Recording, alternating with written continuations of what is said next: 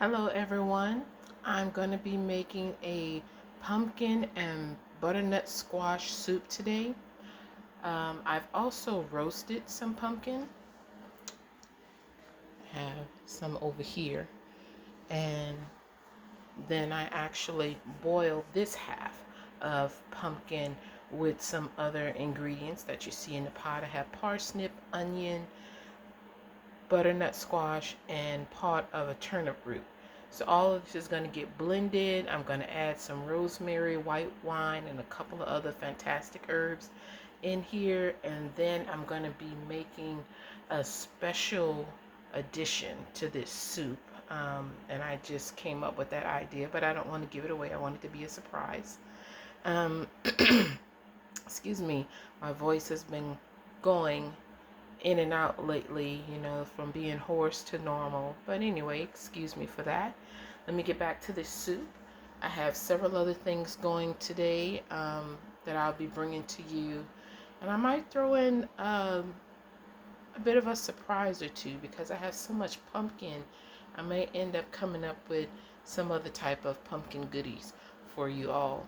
So hopefully I'm able to give you something that you haven't seen before, or if you have seen it before, it makes you really want to try it this time around. So I'll be back in a little bit.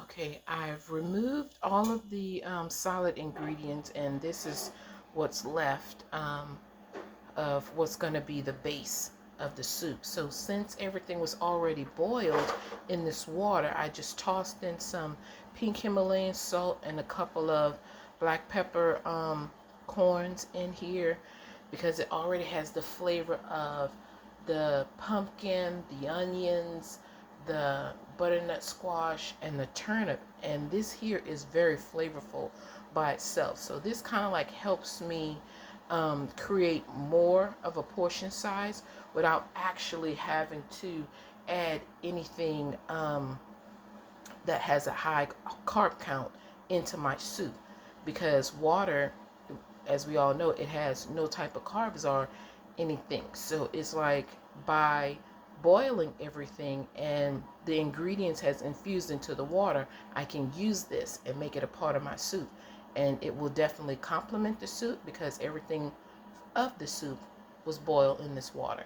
So use this anytime you boil your vegetables in whatever you're making.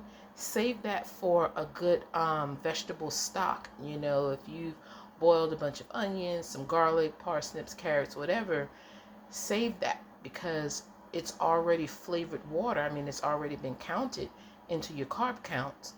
Use it. Okay, back in a moment.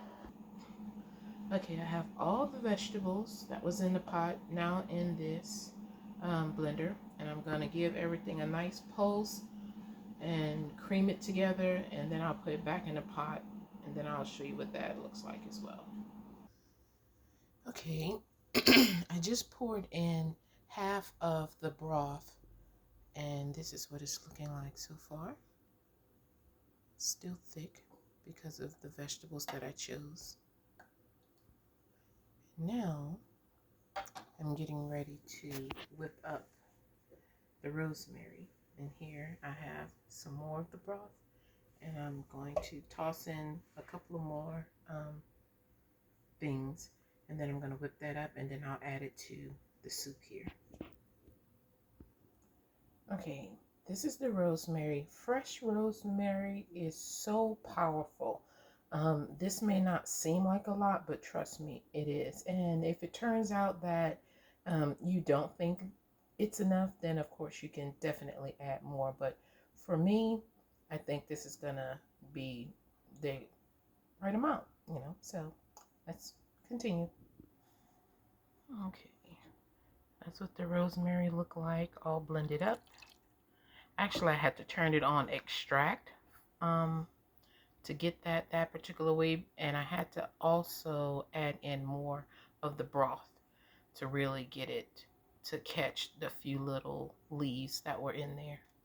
But just drinking this by itself is very, very good. So even if you're not a pumpkin or butternut squash person, just boiling down the vegetables that I use, the onions, the parsnips, and the turnip roots, and you get the broth from there and add in rosemary.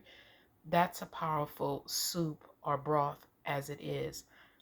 You can continue to cream those things that you boiled um, to make it into a soup. You don't even have to use the pumpkin or the butternut squash, but this here you're getting way more vitamins, antioxidants, and I'll actually list some of the health benefits of everything that I'm using today to make this a very powerful and beneficial soup.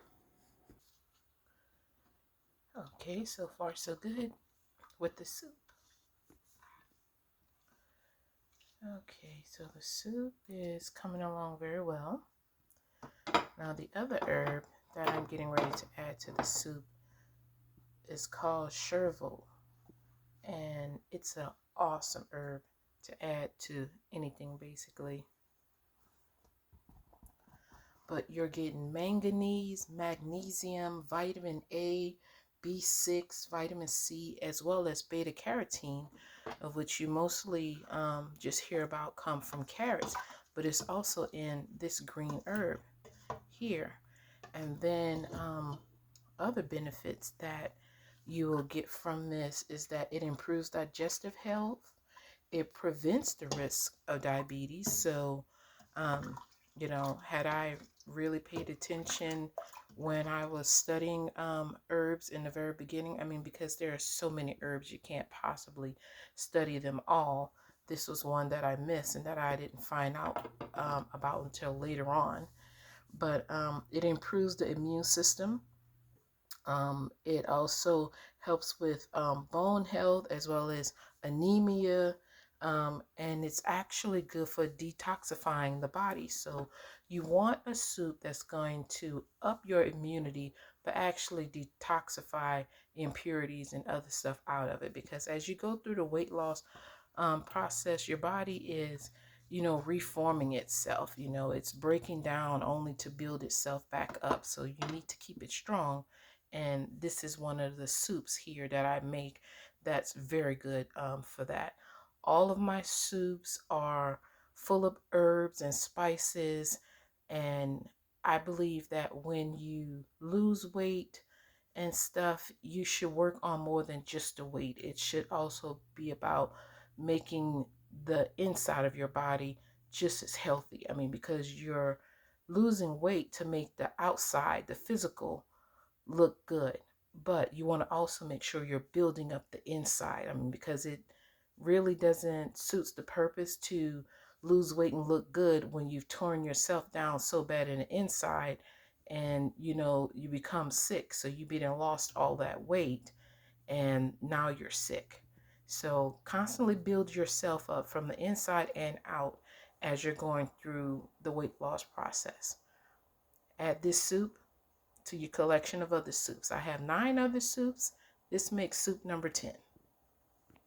Okay, this soup is done, but I diced up some more of the turnips, and I'm just adding 50 more grams in there. And that's only because when I'm eating soup, I like something I can actually chew. I like my soups kind of hearty,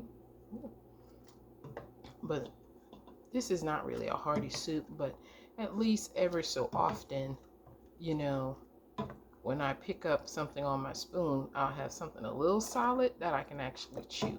Because other than that, you can just put this in a coffee cup and drink this. But since I want to put it in a bowl, let's make it more bowl worthy by actually having something that you can actually put on the spoon that have a little bit of solids in there. So that's what that's for. Let me get this plated. Okay, and this completes my soup. I added a little bit more pumpkin in there just because I wanted the rosemary sprig to sit up and look all pretty.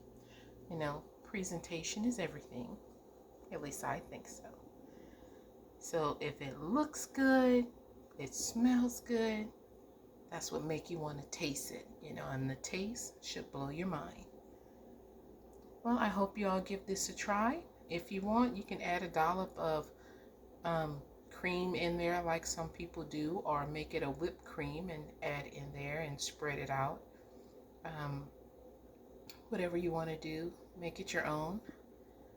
And I'll see you when I see you.